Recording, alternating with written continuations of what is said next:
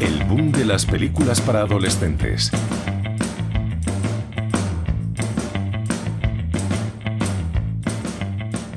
Las películas para adolescentes, coches rápidos, chicas fáciles y vida acelerada.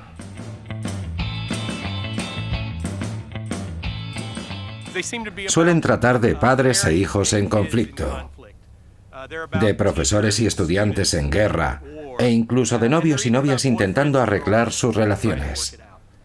Siempre tratan de la complejidad que entraña transitar por la vida. Parece muy americano que un adolescente quiera luchar contra todo eso.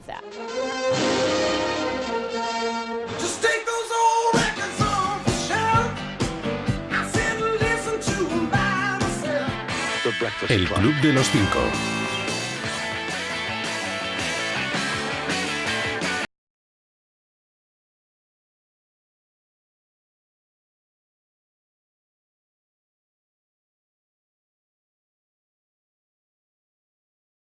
Hollywood vio lo poco que costaba hacer una película y los enormes beneficios económicos que se podían obtener.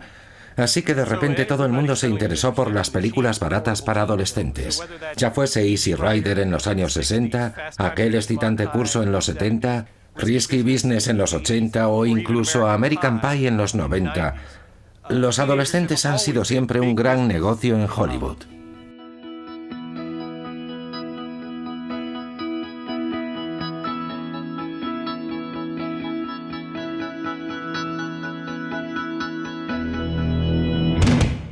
Yo creo que los adolescentes se inventaron realmente en los años 50. Hasta entonces eran solo adultos jóvenes. Pensaban como sus padres, vestían como sus padres e incluso escuchaban la misma música que sus padres.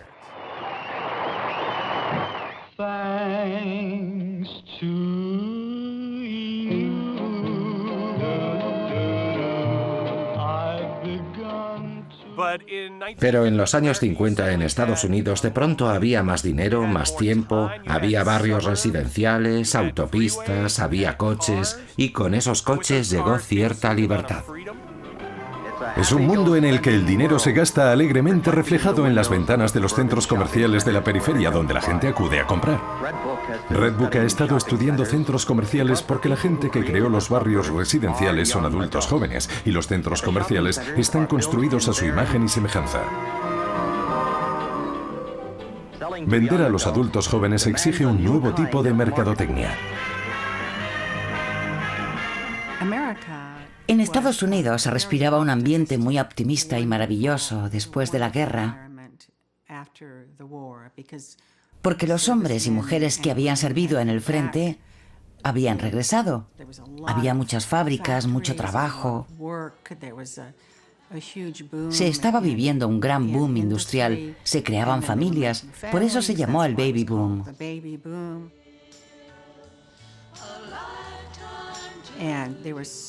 Y había tantos niños que tuvieron que construir centenares de nuevos colegios y todo el mundo era feliz.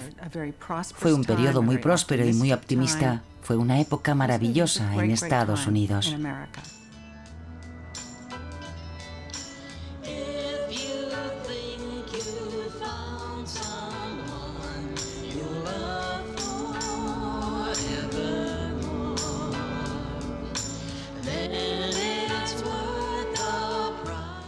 Con frecuencia se decía que mi generación, la generación del baby boom, era como un cerdo en el estómago de una pitón, porque éramos tantos.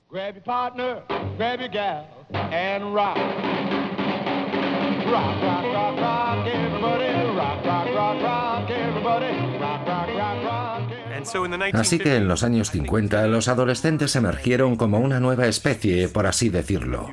Gente que tenía su propia música, sus propios códigos, su propia moda y sus propios coches. Y con aquellos coches llegó una cierta libertad y cierta separación de mamá y papá. Y a medida que ha ido transcurriendo el tiempo, hemos redefinido cada periodo que hemos vivido. Hemos sido diferentes a generaciones anteriores y a generaciones posteriores. Y ser adolescente en aquella época fue algo excepcional. Esos niños crecen y en 10, 15 o 20 años tienes un grupo numerosísimo de adolescentes, los niños del baby boom, que han alcanzado la mayoría de edad y están listos para ir al cine y para ir a conciertos y espectáculos. Y la avenida Madison descubrió aquel increíble mercado llamado adolescentes. Madison se convirtió en una máquina publicitaria que podía llegar a los consumidores en el lugar donde se encontraban y enseñarles un montón de productos nuevos y resplandecientes. De manera que los coches se volvieron más expresivos, como por ejemplo el Chevy Bel Air, con sus maravillosas aletas y parte trasera, sus colores y su cromado. Todo se volvió brillante y nuevo. Y los adolescentes estadounidenses lo devoraban. Aquí tenemos un nuevo y hábil concepto de automóvil de bajo coste con ideas nuevas y jóvenes. ¿Qué hay de nuevo? Todo. Es el Chevrolet Motoramic. Tras la Segunda Guerra Mundial, el cine se enfrentó al desafío de la televisión, una nueva tecnología que mantenía a la gente en casa. Bueno, ¿y cómo sacas a la gente de su casa? Pues empezando a hacer películas sobre ellos, con protagonistas que se les parezcan. Así que los adolescentes que de pronto tenían algo de dinero, empezaron a ir al cine para ver historias de gente que se les parecía, que pensaba como ellos y bailaba como ellos.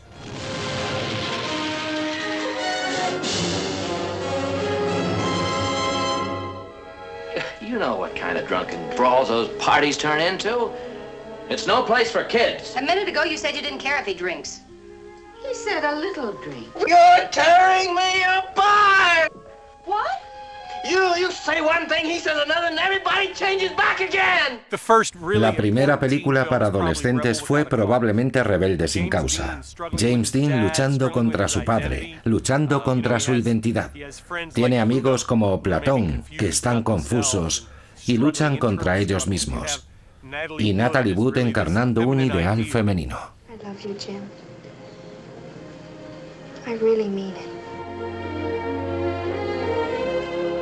Y todas esas cosas se fusionaban en Rebelde sin causa. Había carreras de coches, había angustia, había sufrimiento. Y los adolescentes veían a James Dean pasando tribulaciones y decían, sí, ese soy yo estoy lidiando con el mismo problema. No, I don't want you to go to the police. There were other people. Why should you be the only one involved? But I am involved! We are all involved! Mom, a kid was killed tonight! This is all going too fast for me. You better give me something. You better give me something fast. Jimmy, you're very young. A foolish decision now could wreck your whole life. In 10 years, you'll never know this even happened. Dad, answer her.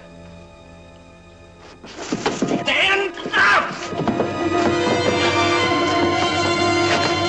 You want to kill your own father!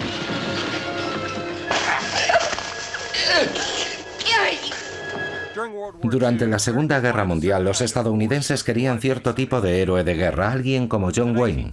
En los 50 aquellos héroes se volvieron más complejos, se convirtieron incluso en antihéroes. Estaban en conflicto, tenían dudas acerca de su propia identidad y de lo que se suponía que debían ser.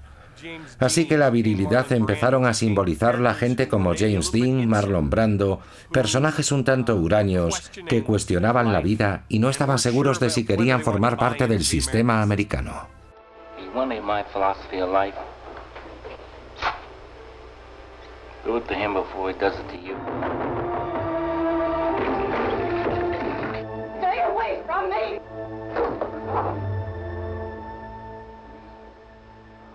En los años 50, los adolescentes fueron de repente tomados en serio en el cine. Tenías a Elia Kazan dirigiendo La Ley del Silencio con Marlon Brando o Nicolas Ray con Rebelde sin causa. Se trataba de cineastas serios intentando hablar de temas serios a través de gente joven, de adolescentes y sus luchas.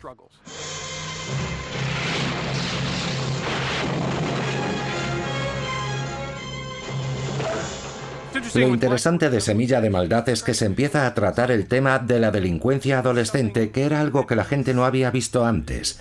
Trata de un adolescente problemático.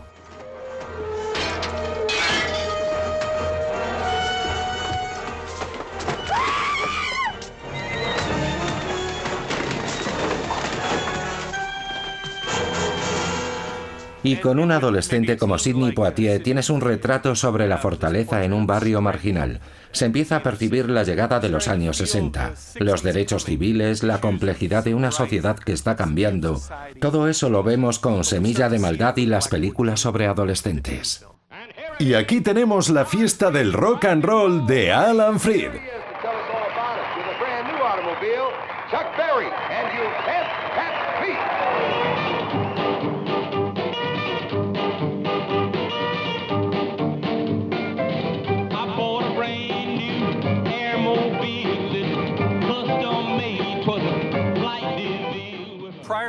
Antes de los años 50, la revista Billboard tenía secciones distintas para el rhythm and blues y para la música pop. Con el rock and roll, de pronto se fusionaron el estilo negro y el estilo blanco. Se mezcló el ritmo del blues con una estrella como Elvis Presley.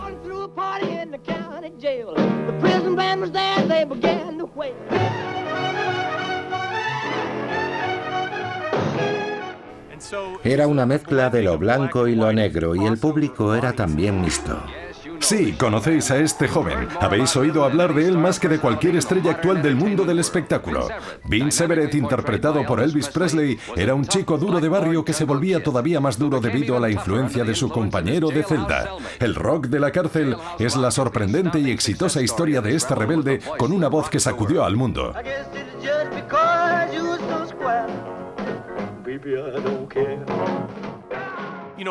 Una estrella del rock como Elvis ponía nerviosos a los padres, y había estrellas de la música pop como Troy Donahue o Pat Boone que infundían seguridad, que no incomodaban. De manera que en los años 50 existía una canción romántica que creo que tranquilizaba a los padres, que les daba más seguridad. Había estrellas del pop que creaban lo que podríamos llamar entretenimiento cómodo y seguro. Cuando vayan a verla, prepárense para escandalizarse, para ver y oír cosas que nunca han presenciado en una sala de cine. Y esta es la forma en que todo estalla.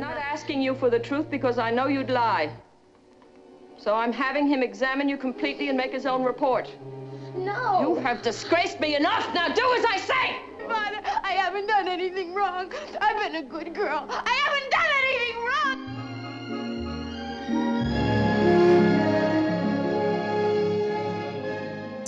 De repente, con el auge del rock and roll y las películas para adolescentes, los padres, los pastores y los políticos se pusieron muy nerviosos. Un término como rock and roll era realmente un eufemismo sexual, y los padres no querían que sus hijos rock and rollearan.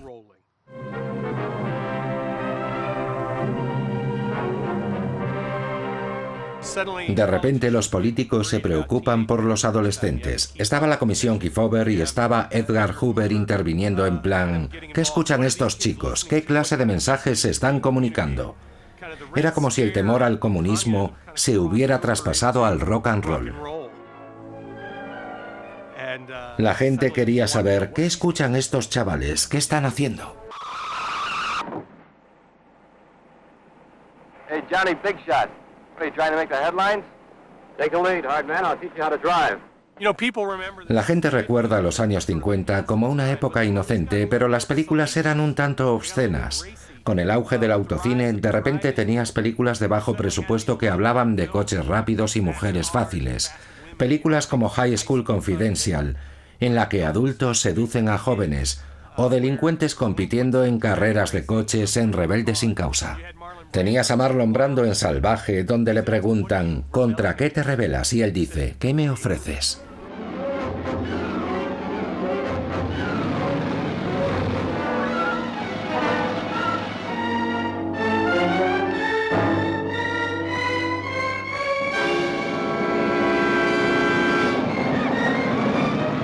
What's the matter, Kathy? I was only trying to...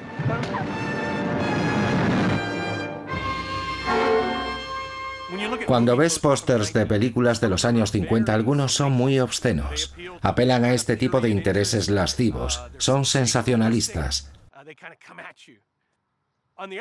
Por otro lado, había películas de adolescentes inocentes, películas de surfistas, películas cuyo personaje protagonista era Gidget, películas como Diversión en la playa. Todo el mundo va a Bikini Beach a divertirse bajo el sol con la pandilla musical de diversión en la playa. Y de alguna manera parecía una forma inocente de explorar la sexualidad, bailando en la playa con bikinis, celebrando fiestas playeras. I am determined to prove that you young people are borderline cases leaning toward feeble-mindedness, with an abnormal preoccupation with sex. Will they all stand up as the idols by? Yeah, yeah, yeah, now that's the way. Oh, yeah. What did you say?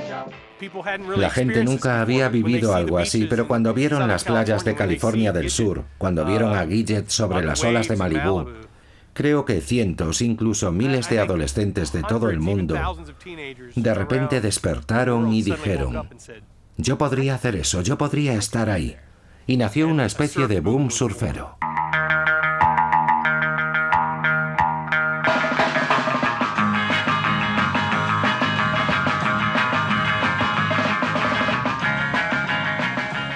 Puede que estuvieras en Minnesota en mitad del invierno, pero cuando llegó diversión en la playa decías, yo quiero eso. Había una gran productora de películas de serie B llamada American International Pictures que dio con la fórmula de diversión en la playa, con Frankie Avalon y Annette Funicello. Y de repente aparecía un grupo de adolescentes bailando en la playa con bikinis, pasándoselo en grande en la arena, escuchando música, tocando los bongos, celebrando fiestas. Y yo creo que los adolescentes se dieron cuenta de toda la diversión que podían tener. Frankie Avalon y Annette Funicello, dos jóvenes enamorados que os encantarán.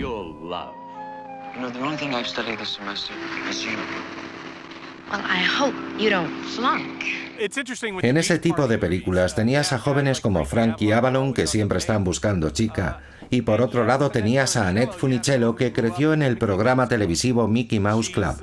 Ella era una especie de ídolo adolescente discreta, prístina, incluso virginal. De modo que en lo que concernía a las mujeres, la gente se aferraba a aquel ideal femenino que empezaba a desaparecer paulatinamente. Entre los años 50 y 60 se percibe la tensión de lo que va a suceder en Estados Unidos. El surgimiento de la revolución sexual. La gente empieza a salir a la calle ligera de ropa, en bikini, a bailar en la playa. Y al mismo tiempo tenemos a Annette Funicello intentando aferrarse a la virtud, tal vez aferrándose a los 50, aunque la época de la promiscuidad y la experimentación sexual de los 60 empieza a llegar. Cuando llegaron los 60 se produjo un cambio absolutamente radical. Sucedió de la noche a la mañana. Fuimos educados para vivir en un mundo, y cuando alcanzamos la edad adulta, el mundo para el que nos habían educado y en el que debíamos desenvolvernos ya no existía.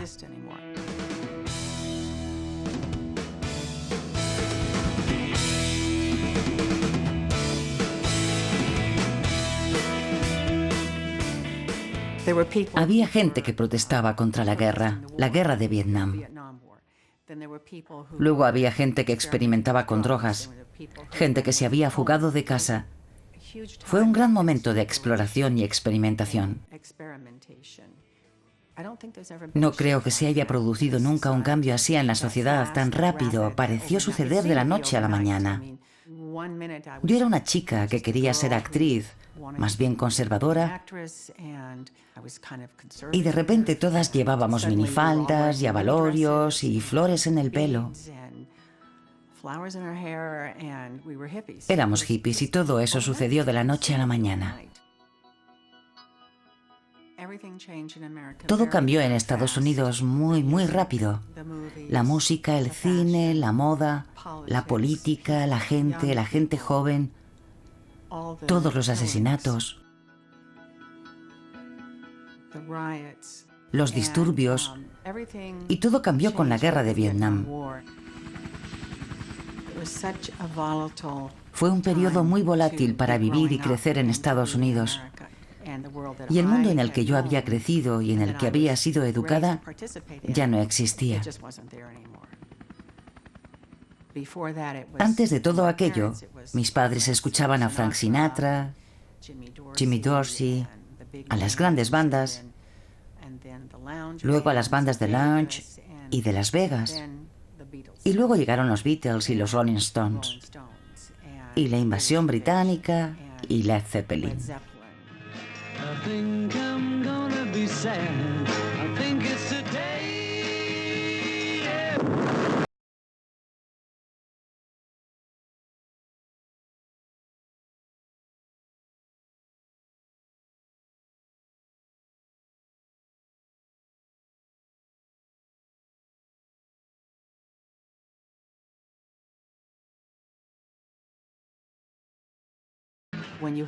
Cuando perteneces a una generación que es tan descomunal, con gente que hace cosas como música, cine o diseña ropa, eres tú quien manda, porque nosotros éramos quienes...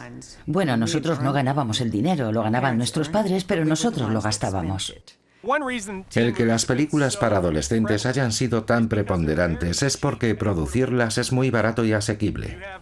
Los actores no suelen ser estrellas, el reparto es pequeño, tienes una o dos localizaciones, así que su producción es barata y son muy rentables.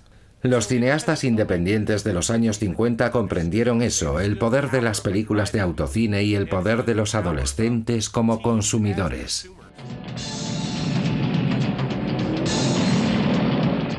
Son salvajes y no son ángeles. Desafían a la ley y se divierten con la violencia y la tortura. Los Ángeles del Infierno. El éxito de las películas para adolescentes en los años 50 abrió camino a la experimentación en los años 60. De modo que Los Ángeles del Infierno de Roger Corman dio lugar a otro tipo de películas de motos en los años 60, con Easy Rider. Es la historia de un hombre que fue en busca de América y no la encontró en ninguna parte.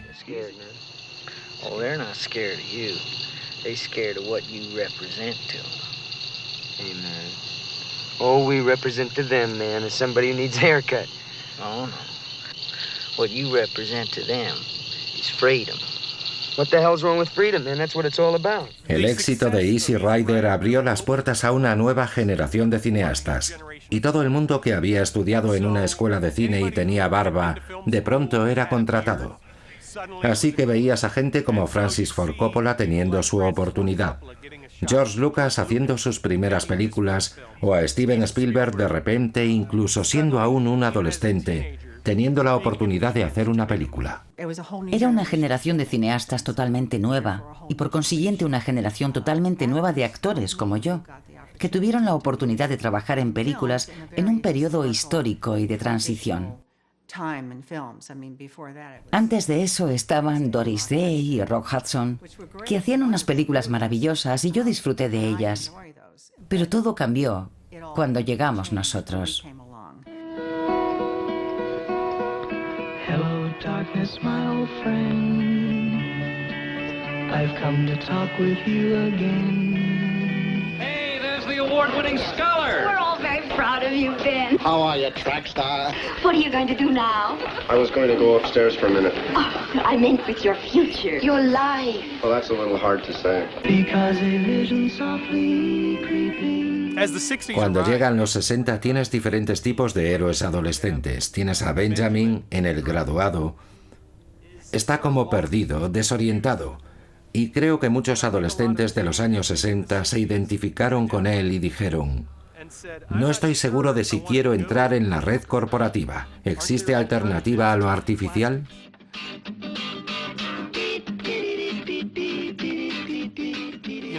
El Graduado o Easy Rider hablaban de gente que no sabía si quería entrar en el sistema y ponerse un traje o si tal vez querían deshacerse de esa responsabilidad y echarse a la carretera.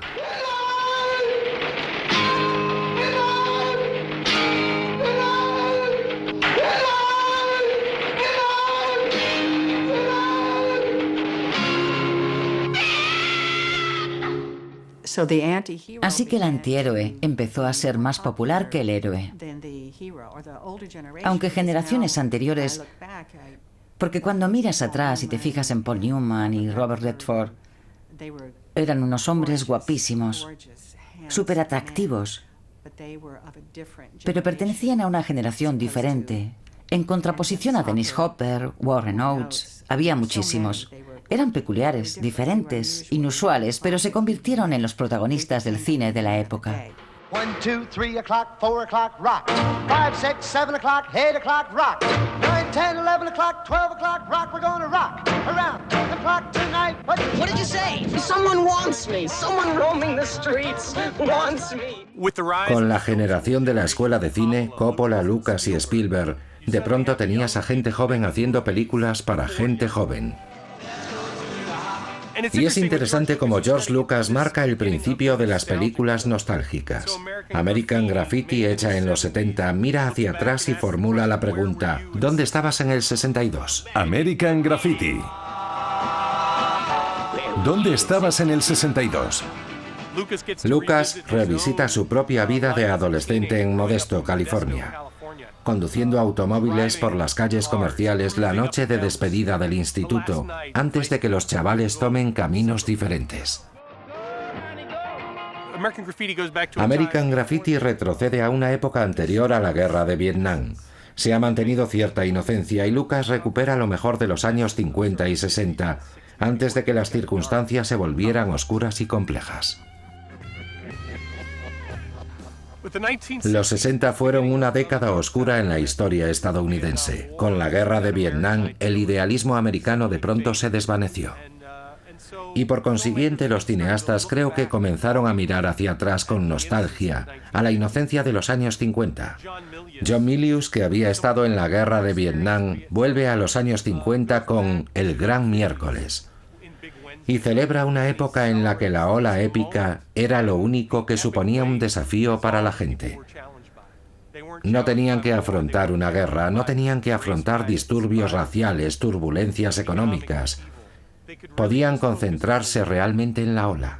Y El Gran Miércoles es un reflejo brillante y dorado de aquel periodo anterior, de aquella época de inocencia, cuando la playa era lo único con lo que la gente tenía que lidiar. El Gran Miércoles, el día en que te vas a enfrentar a tu mayor desafío, el día que lo arriesgarás todo, el día que te distinguirás o te desvanecerás entre la multitud. Era su momento. Eran los reyes. Compartiendo la gran aventura de ser jóvenes. La película El Gran Miércoles fue escrita, por supuesto, por John Milius y Dennis Hopper, y estaba basada en sus vidas, en un periodo de 13 años. Y la rodamos más o menos una década después de que ellos hubieran vivido aquel periodo. Así que hablaba de todo aquello. Hablaba de la inocencia y de los tiempos optimistas en Estados Unidos, y luego del cambio que tuvo lugar cuando la gente volvió a ir a la guerra otra vez, y cuando llegaron las drogas. Y los valores familiares se perdieron. El Gran Miércoles hablaba de todo eso. Jan Michael Vincent es Matt Johnson, el héroe de una generación que le relegaría al olvido.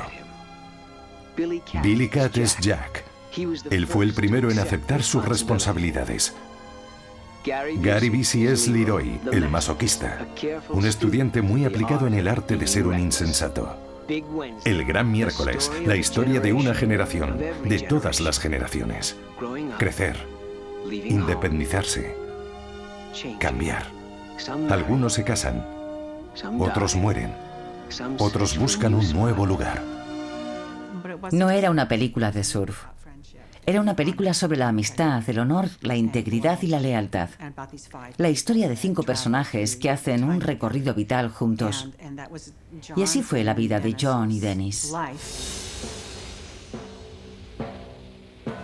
Pero los 3 amigos volverán a encontrarse ese día mítico que llevaban una década esperando.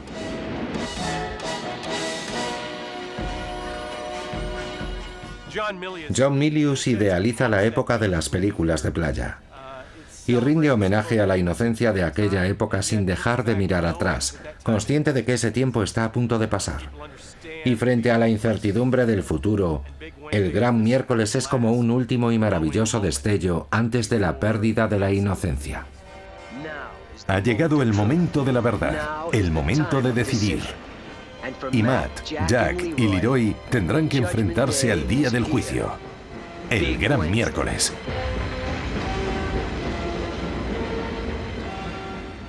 Las películas para adolescentes celebran la independencia y a veces una actitud de rebeldía y de enfrentamiento a la autoridad. La propia idea de la cultura adolescente, aunque comenzó en la década de los 50, es un fenómeno típicamente estadounidense. Cuando pensamos en el rock and roll, con Elvis a la cabeza, y en los grandes momentos en la historia de la cultura pop adolescente, muchos son genuinamente americanos. Por eso la mayoría de las películas de temática adolescente se han rodado en los Estados Unidos. Ha sido una consecuencia lógica. Es posible también que esté asociado a la idea americana del gran instituto de barrio, en el que conviven los típicos prototipos estadounidenses como el atleta, el empollón, la princesa. Estoy segura de que existen variantes de estos personajes en todo el mundo. Pero han sido el cine y la literatura para adolescentes de los Estados Unidos los que verdaderamente han rendido homenaje y han puesto en una especie de pedestal este tipo de estereotipos o personajes.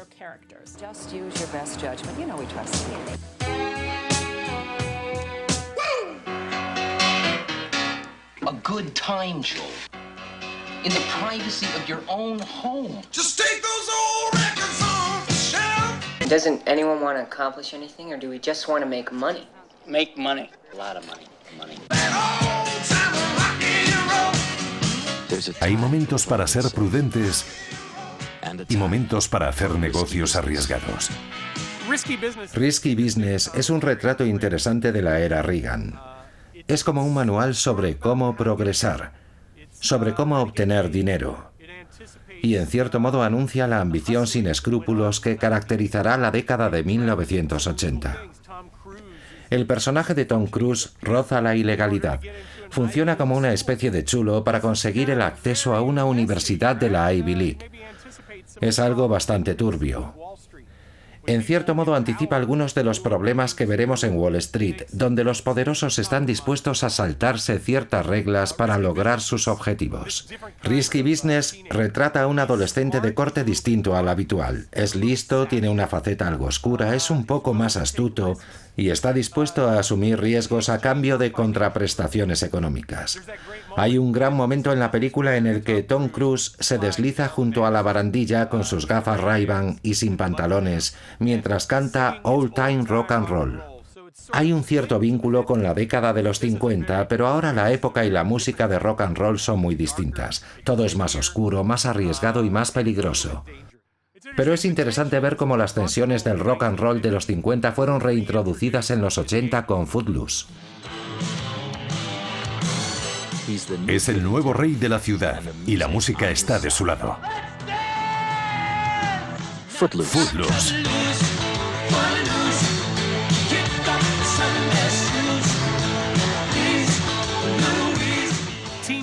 Las películas para adolescentes han sido siempre un escaparate de la música del momento, y los musicales para adolescentes son su versión más fuerte y vibrante. Ya sea en Grease o en Dirty Dancing, siempre ha habido una parte musical en las películas para adolescentes.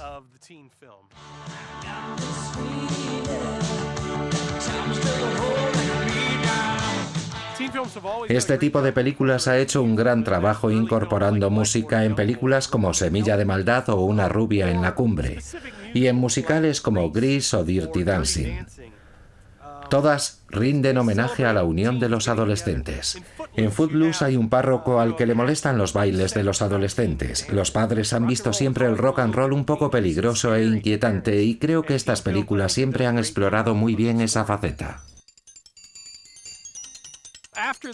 Tras el éxito de El Padrino, creo que Francis Ford Coppola decidió echar la vista atrás y rememorar sus años de adolescencia desde un prisma muy interesante, en películas como Rebeldes y La ley de la calle.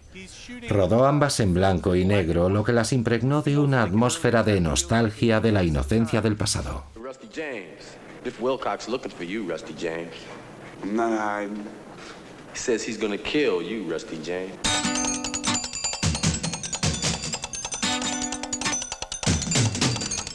Man, me and you, we could have run this whole side of town if you just gave me a chance. You know, if you're gonna lead people, you have to have somewhere to go. You know, you might have made it a while on the Motorcycle Boys rep, but you ain't got your brother's brains. Neither, contrary to popular belief, is your brother crazy.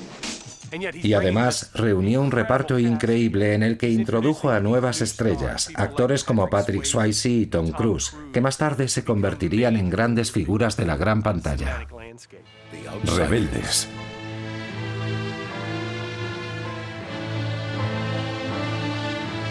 Pony Boy.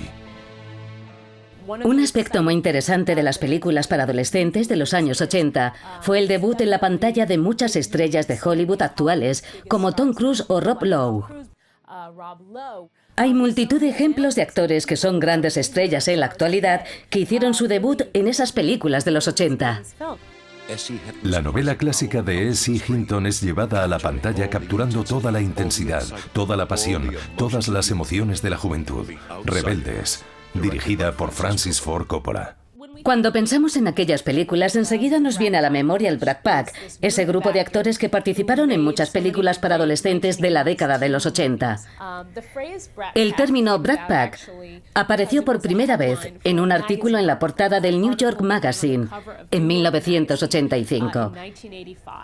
Y al articulista se le ocurrió acuñar ese término, el Brat Pack, que naturalmente es un remedio del Rat Pack, el grupo con Sammy Davis Jr. y Frank Sinatra, surgido algunas décadas antes, y se convirtió en una etiqueta. Se asoció a ellos instantáneamente. It is now 7:06. You have exactly 8 hours and 54 minutes to ponder the error of your ways. Any questions? Yeah. Does Barry Manilow know that you raid his wardrobe? Un cerebro, una princesa, un atleta, un rebelde y una irresponsable. Muchas de las cosas por las que pasan los personajes de la película son un reflejo de lo que les pasaba a los adolescentes de los años 80 en la vida real. Por ejemplo, a Brian, el personaje interpretado por Anthony Michael Hall, lo detienen porque ha llevado al instituto una pistola de bengalas con la que tenía planeado quitarse la vida. Pues bien, en los años 80 la tasa de suicidios entre adolescentes era muy alta. Claire, el personaje interpretado por Molly Ringwald, comenta que sus padres probablemente se vayan a divorciar. Y los padres de los adolescentes en esa época se divorciaban a un ritmo sin precedentes. Estos son solo dos ejemplos de cómo la película capta con gran precisión lo que estaban viviendo los adolescentes en aquellos años. Antes de que el día acabara, rompieron las reglas.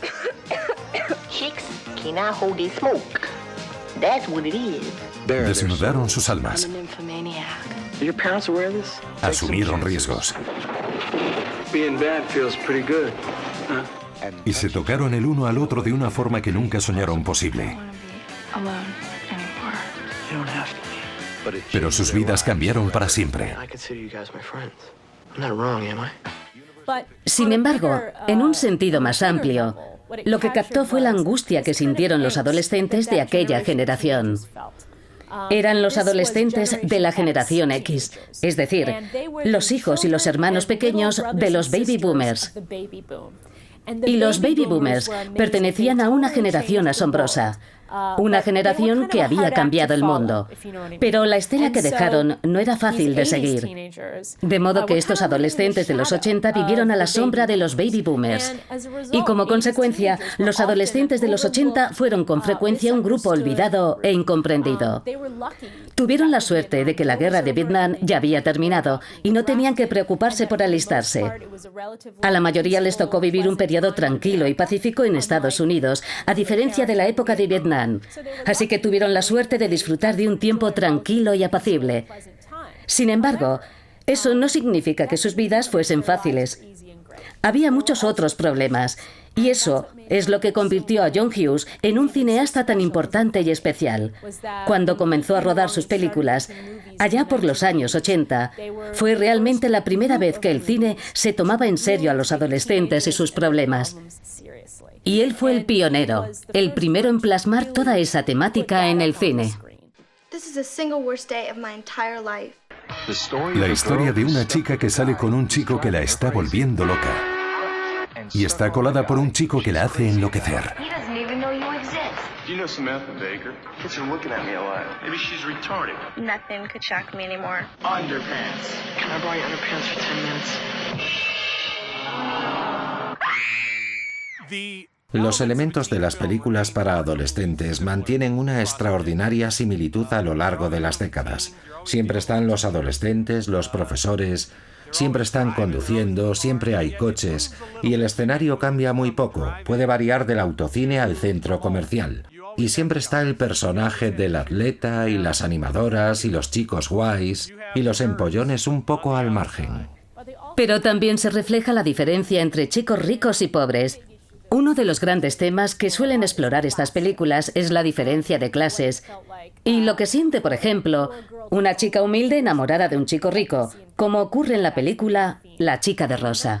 La década de los 80 fue particularmente interesante a la hora de explorar esos temas y analizar lo que pasaba en el país a través de la vida de estos adolescentes.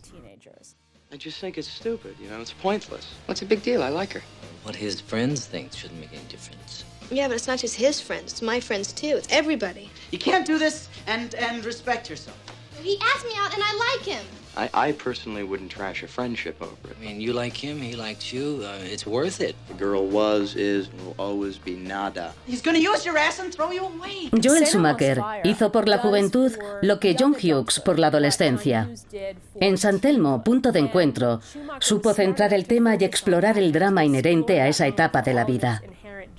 Y también supo ver que la década de los 80 fue la década de los yuppies, esos chicos jóvenes recién salidos de la universidad que ganaban un montón de pasta, disfrutaban de unos puestos de trabajo impresionantes y sentían la presión de vivir a la altura del materialismo de la época, con sus BMW, sus playeras Reebok, su comida sushi y todas esas cosas tan atractivas y elegantes de los años 80. En la década de los 80, la figura del empollón surge por primera vez en el papel de héroe. En Juegos de Guerra, Matthew Broderick interpreta a un hacker, una especie de genio de la informática, y de repente el cerebrito, el hacker informático, se convierte en la persona digna de nuestra admiración. Su habilidad para evitar una guerra nuclear mediante un ordenador convierte al empollón en el héroe. Encontró el código secreto para entrar en el juego. Pero era el ordenador equivocado. How about global thermonuclear war? Fine. All right.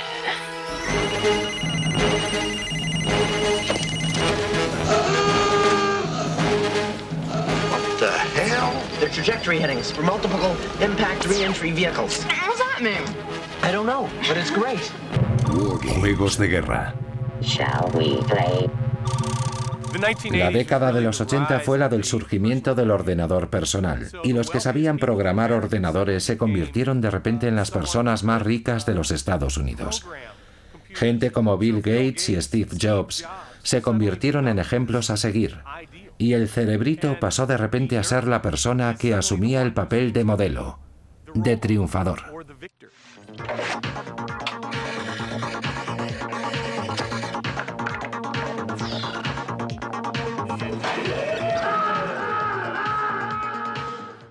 Los personajes un poco frikis interpretados por Anthony Michael Hall, ya sea en 16 velas, La chica de rosa o en El club de los 5, hacen su aparición. Y el friki o el chiflado por la informática que siempre se sentaba en la fila de atrás en clase, de repente adquiere un cierto atractivo.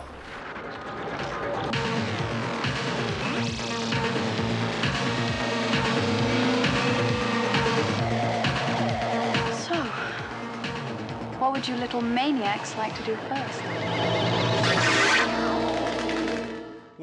Con la ascensión de la generación de la escuela de cine, como Lucas, Spielberg y Coppola, comenzamos a ver la revancha de los empollones. Los chicos que estaban al margen, que eran poco desenvueltos, que hacían tal vez películas caseras o les interesaba la informática, ahora dirigen películas, ahora escriben historias. Y en cierto modo convierten a personajes marginales como el empollón, el friki o el loco de la informática en los héroes de la pantalla. empiezan a protagonizar sus propias películas y relatan su propio recorrido vital como héroes, de personajes marginales a personajes influyentes de Hollywood. Y durante los últimos 20 años, el empollón o el loco de la informática ha asumido cada vez más el papel de héroe. Y en una película como Instituto Rushmore se elogia al chico raro, al chico desorientado. Y en una película como Donnie Darko, ese chico extraño y un poco excéntrico es el personaje con el que nos identificamos. Así que considero que el héroe ha cambiado un poco en el cine. Ya no nos gusta el chico duro o el chico guay. Ahora lo guay es no ser tan guay. Así que el rebelde ha sido sustituido por el empollón y el chico guay por el chico no tan guay. Creo que la revancha de los empollones se ha completado a lo largo de los últimos 20 años en el cine estadounidense. En los años 80 vimos La revancha de los novatos, una serie para adolescentes muy popular que reponían una y otra vez. Y creo que eso es lo que ha pasado. Los chicos que estudiaron con más ahínco son los que han acabado triunfando. Nerds. What is a nerd? Se ríen de ellos. No tienen habilidad, ni músculos, pero tienen cerebro. La revancha de los novatos. Su momento ha llegado. En los años 60 pensábamos que el chico guay ganaría en el juego de la vida, pero en los 80 y en los 90 aprendimos que es el cerebrito, el sabiondo, el que gana la partida al final. Con gente como Bill Gates, Steve Jobs y Mark Zuckerberg, hemos visto cómo esos extraños marginados sociales se han convertido en los triunfadores en la sociedad. Y nuestras películas han empezado a reflejarlo.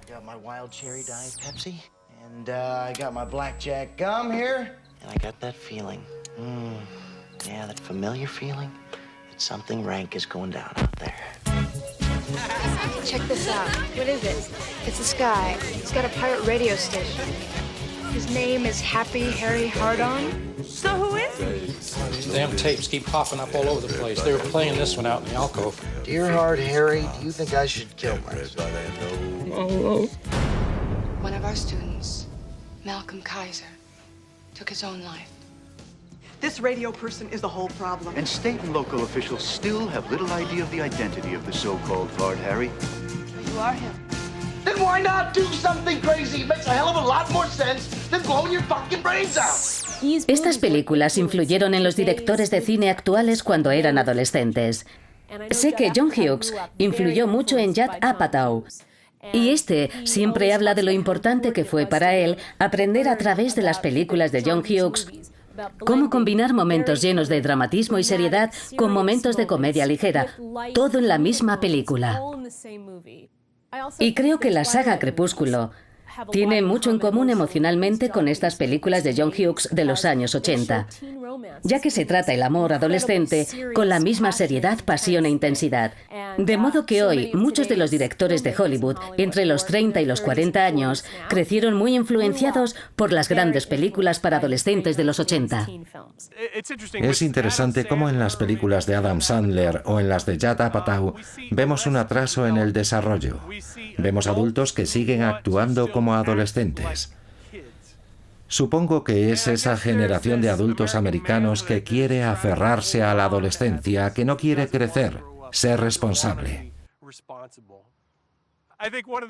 Uno de los aspectos más perturbadores es que en las películas americanas los adolescentes son cada vez más mayores. Ahora tenemos chicos vírgenes a los 40 que no han asumido ningún tipo de compromiso con una mujer ni con la vida.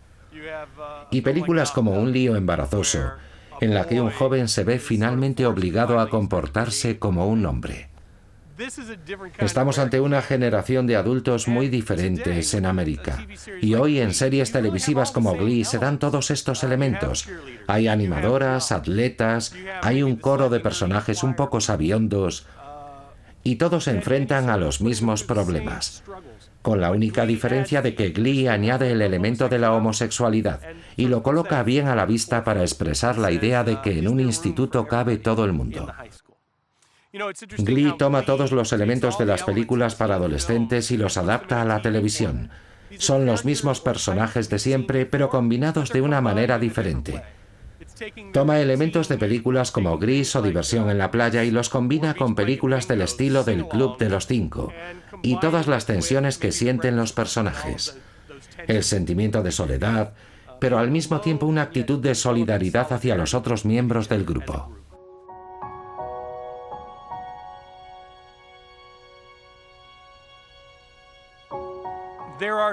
Los atletas, las animadoras y el resto de estereotipos adolescentes siguen existiendo hoy. Pero cada día más, los adolescentes quieren sentirse únicos, quieren ser originales. Y creo que el nuevo héroe de las películas para adolescentes es aquel que piensa diferente, que viste diferente, que tiene su propio código y su propia cultura.